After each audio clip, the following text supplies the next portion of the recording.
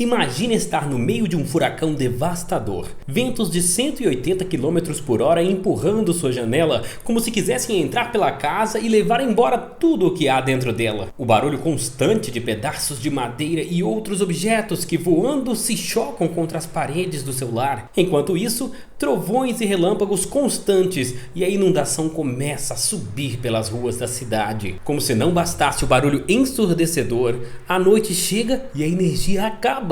Não há comunicação com parentes e amigos e você não sabe o que aconteceu com eles, nem eles com você. E apesar de tudo isso, algo milagroso acontece.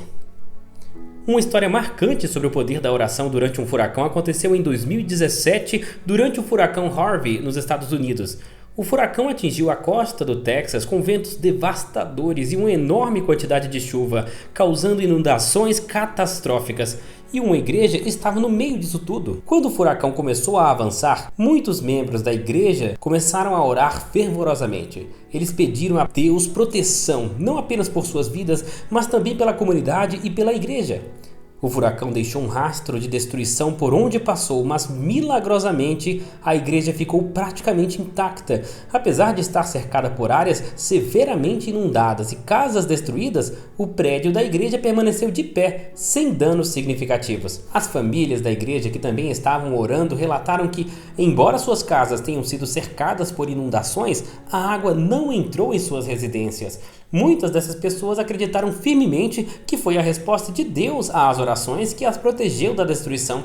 Este evento acabou servindo como um testemunho para muitas pessoas na comunidade e fortaleceu a fé daqueles que presenciaram o milagre. Mas como ter uma oração que resiste a um furacão? Quais os segredos da oração eficaz? O apóstolo Paulo conhecia esses segredos, pois ele também enfrentou um vento muito forte enquanto estava sendo levado como prisioneiro para Roma. Porém, antes de te contar esses segredos, primeiro preciso te mostrar quanto uma oração pode ser poderosa. Após 3 anos de seca em Israel, o profeta Elias orou fervorosamente pedindo a Deus que mandasse chuva. Mesmo quando o céu estava claro, ele perseverou em oração. No final, Deus respondeu enviando uma forte chuva, restaurando a terra seca. Ana, que era estéril, orou com profunda angústia pedindo a Deus um filho.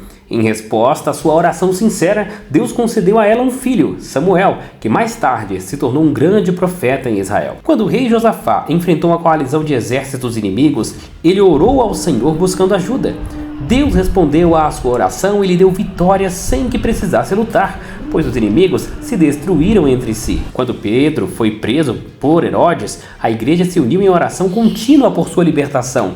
Milagrosamente, um anjo apareceu na prisão e libertou Pedro, guiando-o para fora sem que os guardas percebessem. Durante a pandemia de Covid-19, muitas pessoas ao redor do mundo se voltaram para a oração em busca de cura, proteção e consolo. Um exemplo foi um caso de um homem que ficou gravemente doente com Covid-19 nos Estados Unidos. Sua família e igreja se uniram em oração enquanto ele estava hospitalizado por semanas, com os médicos dando poucas esperanças de sobrevivência. Surpreendentemente, contra todas as probabilidades, ele se recuperou completamente. Eu mesmo estive orando recentemente, junto com minha esposa e outras pessoas, por uma senhora que sofria de uma enfermidade respiratória muito severa. Ela havia sido fumante durante longos anos e suas chances de vida eram poucas. Porém, juntos em oração, cada um em seu lar, intercedeu por ela. E, ao contrário do que a família já esperava, ela foi completamente restaurada e hoje vive uma vida normal. E eu poderia contar inúmeros outros exemplos que demonstram a eficácia da oração. Mas qual é o segredo da oração eficaz? Como essas pessoas, tanto da antiguidade quanto dos tempos modernos, alcançaram as graças que queriam, apesar de impossíveis? Quando Paulo foi levado como prisioneiro para Roma, ele estava acorrentado e percebeu em oração que algo muito perigoso iria acontecer. Ele então alertou o capitão e os oficiais: "Eu vejo que essa viagem será desastrosa." Mas ninguém ouviu. E aqui entra o primeiro segredo da oração eficaz: confiança no plano de Deus. Mesmo sabendo do perigo, Paulo orou e entregou a situação nas mãos de Deus.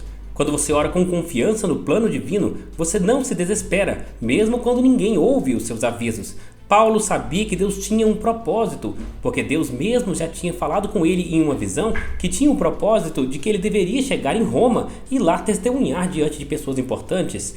E por isso, Paulo continuou confiante. Apesar de que a Bíblia não demonstra claramente de que Paulo tenha orado, é possível inferir isso tranquilamente. Paulo certamente orou, tanto que houve vitória no final dessa história. Vamos para o segundo segredo da oração eficaz. Paciência na espera por respostas.